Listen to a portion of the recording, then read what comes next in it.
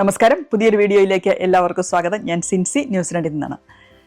10ാം class കഴിഞ്ഞെങ്കിൽ അല്ലെങ്കിൽ 12ാം class കഴിയുമ്പോൾ കുട്ടികളുടെ ഒരു വറിയാണ് ഏത് കോഴ്സാണ് പഠിക്കേണ്ടത്, എവിടെ പോയാണ് പഠിക്കേണ്ടത്, ഏത് കോഴ്സ് പഠിച്ചെങ്കിലാണ് ജോലി കിട്ടുന്നത്. കുട്ടികളുടെ മാത്രമല്ല, അതുപോലെ തന്നെ പേരൻസിൻ്റെയും വറി തന്നെയാണ് ഏത് കോഴ്സിലേക്കാണ് പറഞ്ഞു വിടേണ്ടത് കുട്ടികളെ, അങ്ങനെയൊക്കെയുള്ള കാര്യങ്ങൾ അല്ലേ.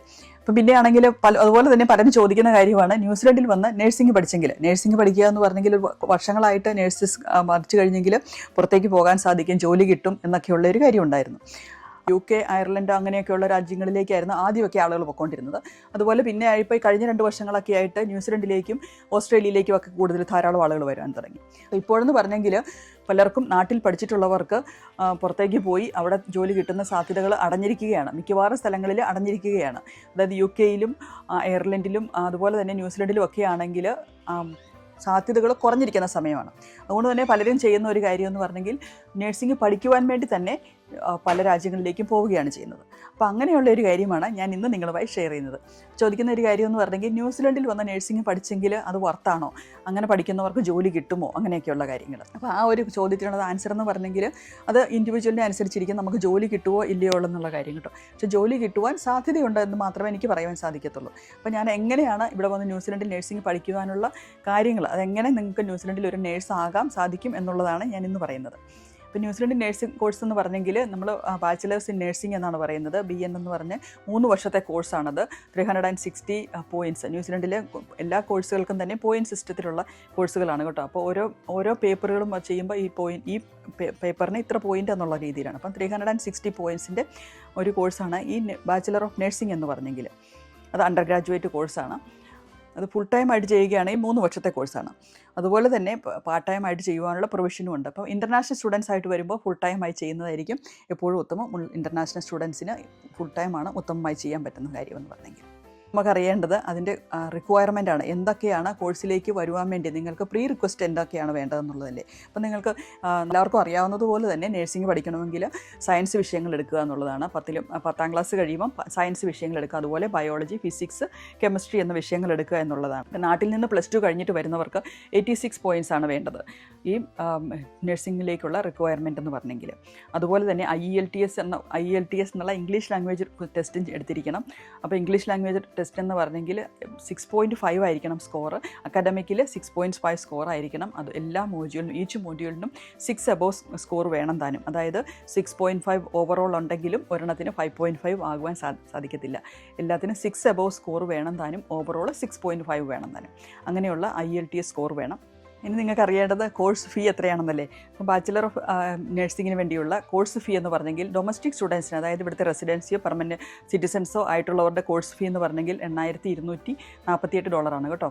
എന്നാൽ ഇൻ്റർനാഷണൽ സ്റ്റുഡൻസിൻ്റെ കോഴ്സ് ഫീ എന്ന് പറഞ്ഞെങ്കിൽ 30,000 മുതൽ 40,000 വരെയാണ് ഇൻ്റർനാഷണൽ സ്റ്റുഡൻസിൻ്റെ കോഴ്സ് ഫീ എന്ന് പറഞ്ഞെങ്കിൽ. അതായത് 15 ലക്ഷം മുതൽ 20 ലക്ഷം വരെ രൂപയാണ് കോഴ്സ് ഫീ എന്ന് പറഞ്ഞെങ്കിൽ.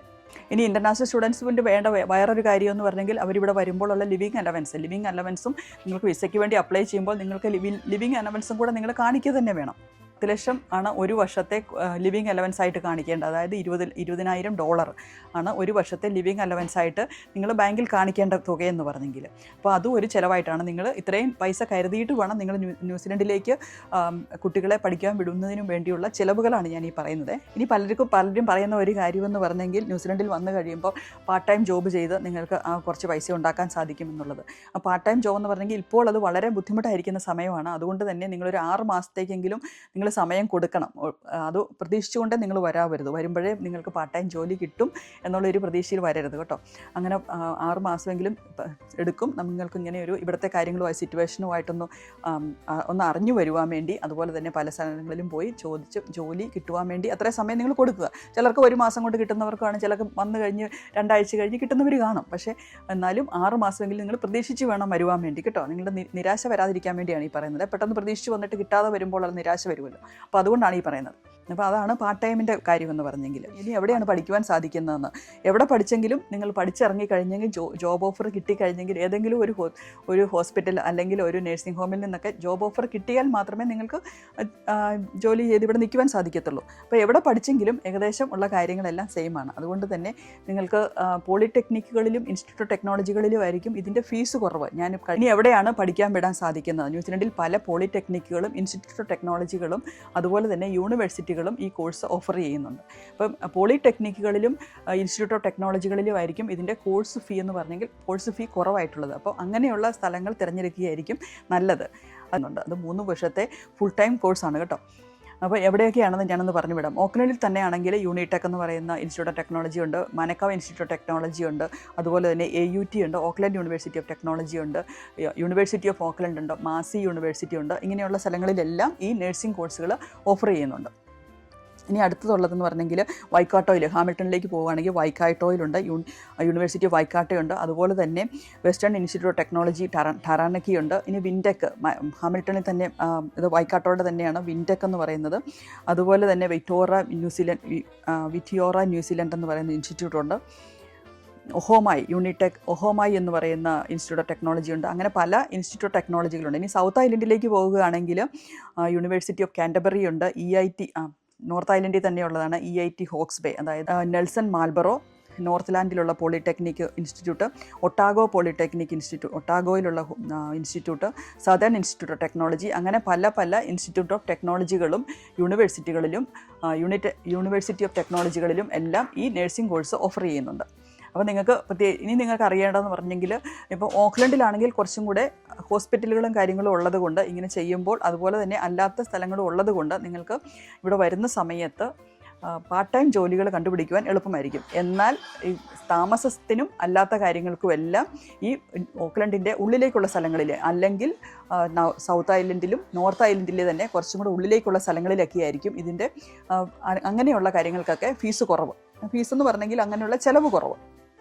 അപ്പോൾ അതുകൊണ്ട് ഈ 2 കാര്യങ്ങളും കൺസിഡർ ചെയ്ത് വേണം നിങ്ങൾ എവിടെയാണ് പഠിക്കേണ്ടതെന്ന് തീരുമാനിക്കാൻ. ഇനി ഇവിടെ പഠിച്ചു കഴിഞ്ഞ് ഇറങ്ങിയെങ്കിൽ നിങ്ങൾക്ക് ഇവിടുത്തെ വിസ കിട്ടുമോ എന്നുള്ളതായിരിക്കും അടുത്ത ക്വസ്റ്റ്യൻ അല്ലേ. പഠിച്ചു കഴിഞ്ഞ് ഇറങ്ങുമ്പോൾ 3 വർഷത്തെ ലെവൽ 7 കോഴ്സ് ആയതുകൊണ്ട് നിങ്ങൾക്ക് 3 വർഷത്തേക്കുള്ള പോസ്റ്റ് സ്റ്റഡി വർക്ക് വിസ ഇപ്പോഴത്തെ രീതിയിൽ നിങ്ങൾക്ക് കിട്ടാൻ സാധ്യതയുണ്ട്. എന്നാൽ ഏത് സമയത്താണ് നമുക്ക് ഇവിടുത്തെ ഈ നിയമങ്ങളൊക്കെ മാറുന്നതെന്ന് പറയാൻ പറ്റത്തില്ല. അതുകൊണ്ട് തന്നെ എന്നാൽ ലെവൽ 7 കോഴ്സുകൾക്ക് എപ്പോഴും തന്നെ 3 വർഷത്തെ പോസ്റ്റ് സ്റ്റഡി വർക്ക് വിസ എപ്പോഴും ഉള്ള ഒരു കാര്യം തന്നെയാണ്. അപ്പോൾ അങ്ങനെ കിട്ടുവാനുള്ള ഒരു സാധ്യതയുണ്ട്. ആ സമയത്ത് നിങ്ങൾ പഠിച്ച് അതിൻ്റെ ബേസിലായിട്ട് ജോലി കിട്ടുകയാണെങ്കിൽ, ഒരു അക്രഡിറ്റഡ് എംപ്ലോയറിന് ജോലി കിട്ടിക്കഴിയുമ്പോഴാണ് നിങ്ങൾക്ക് ഇവിടെ നിൽക്കുവാനുള്ള സാധ്യത കിട്ടുന്നത്. ഇപ്പോഴത്തെ രീതിയിൽ നഴ്സസ് എന്ന് പറഞ്ഞെങ്കിൽ നിങ്ങൾക്ക് സ്ട്രൈറ്റ് റെസിഡൻറ്റ് പാസ്വേ ആണ്. ഒരു ജോബ് ഓഫർ കിട്ടിക്കഴിഞ്ഞെങ്കിൽ റെസിഡൻസിക്ക് അപ്ലൈ ചെയ്യുകയും ചെയ്യാവുന്നതാണ്. അപ്പോൾ ഇത്രയൊക്കെ കാര്യങ്ങളാണ് എനിക്ക് നഴ്സിംഗ് പഠിക്കുവാൻ വേണ്ടി പ്ലാൻ ഇടുന്നവർക്ക് അല്ലെങ്കിൽ ചിന്തിച്ചുകൊണ്ടിരിക്കുന്നവർക്കൊക്കെ ഒരു സഹായമായി കാണുമെന്ന് കരുതുന്നു. നന്ദി, നമസ്കാരം, ബൈ.